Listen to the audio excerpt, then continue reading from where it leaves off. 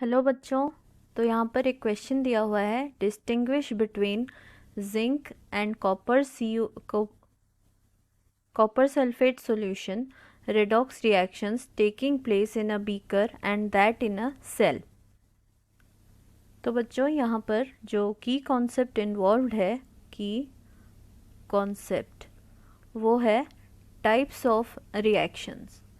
Types of reactions. तो यहाँ पर हमें दिया हुआ है क्वेश्चन में, तो जिंक और कॉपर सल्फेट का रेडॉक्स रिएक्शन होता है, लेकिन हमें डिस्टिंग्विश करना है कि बीकर में क्या डिफरेंस होता है और एक सेल में क्या डिफरेंस होता है। तो जब हम एक बीकर में लेते हैं, इन बीकर, यहाँ पर क्या होता है, सिंपली आप देख सकते हैं zinc plus CuSO4 gives ZnSO4 plus Cu। इसको हम बोलते हैं डिस्प्लेसमेंट रिएक्शन। डिस्प्लेसमेंट रिएक्शन, इसका मतलब है जिंक डिस्प्लेस कर देता है कॉपर को, क्योंकि इलेक्ट्रोकेमिकल सीरीज के हिसाब से जिंक का स्टैंडर्ड रिडक्शन पोटेंशियल कम होता है कॉपर से, तो ये आराम से इलेक्ट्रॉन्स लूज करके कॉपर की जगह आ सकता है। और कॉपर एक ऑक्सीडाइजिंग एजेंट है, क्योंकि वो जिंक से ज़्यादा स्टैंडर्ड रिडक्शन पोटेंशियल है, तो वो इलेक्ट्रॉन्स को एक्सेप्ट करके डिस्प्लेस हो जाता है। तो ये एक होता है हमारा डायरेक्ट रिएक्शन। डायरेक्ट रिएक्शन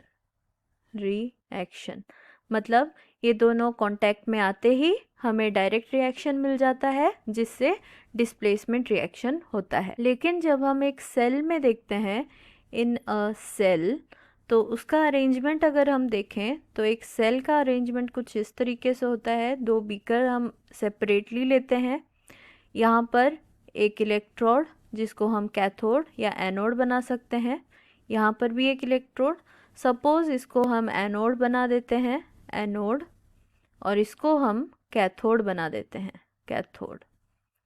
अब इसमें हम देख सकते हैं सेपरेट बीकर्स है, तो इसमें डायरेक्ट कांटेक्ट नहीं होता, तो यहाँ पर इनडायरेक्ट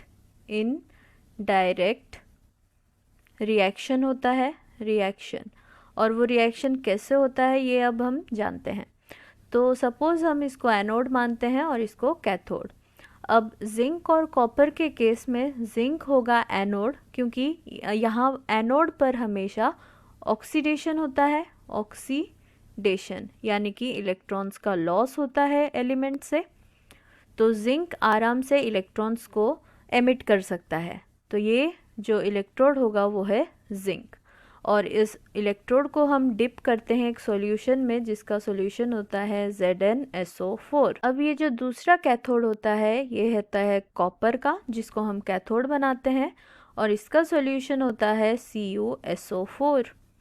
अब ये दोनों इलेक्ट्रोड्स आप देख सकते हैं, इनके बीच कोई कांटेक्ट नहीं है, फिर भी इलेक्ट्रिसिटी पास होता है, क्योंकि हम इसको इनडायरेक्टली सॉल्ट ब्रिज के थ्रू कनेक्ट कर देते हैं। इसको हम बोलते हैं सॉल्ट ब्रिज।